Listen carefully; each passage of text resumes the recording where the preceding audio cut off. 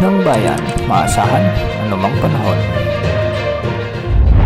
Magandang oras po sa ating lahat, narito na ang latest update para sa binabantayan nating si Bagyong Julian. Lumakas pa ng bahagya si Bagyong Julian habang kumikilos ito palabas ng ating area of responsibility, ngunit hindi rin inaalis ang posibilidad na babalik ito sa loob ng ating area of responsibility. Huling namataan ang sentro ng mata ni Super Typhoon Julian sa layong 235 kilometers kanluran ng Itbayat, Batanes. Taglay pa rin ang napakalakas na hangin na umaabot sa 195 kilometers per hour malapit sa gitna at pagbugso ng hangin na umaabot sa 240 kilometers per hour. Kumikilos ito ngayon ng pakanluran ng napakabagal. Sa kasalukuyan ay nakataas pa rin ang Tropical Cyclone Wind Signal number 2 sa bahagi ng Batanes, Babuyan Islands at ang hilagang bahagi ng Ilocos Norte.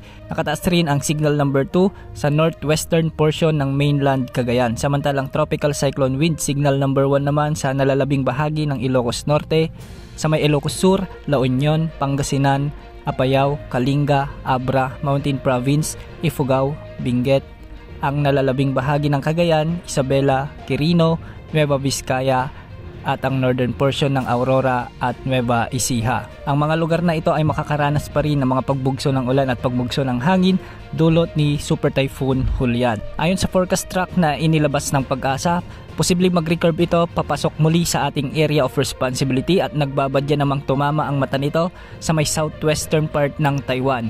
Inaasahang lalakas pa ito sa susunod na 18 oras at inaasang aabot na sa 200 plus ang lakas ng hangin nito. Base naman sa mga pagtataya, kung sakaling maglandfall ito sa Taiwan ay unti-unti na itong hihina dahil makakasalubong na nito ang northeasterly wind flow, ang malamig na hangin galing sa hilagang hemisphere.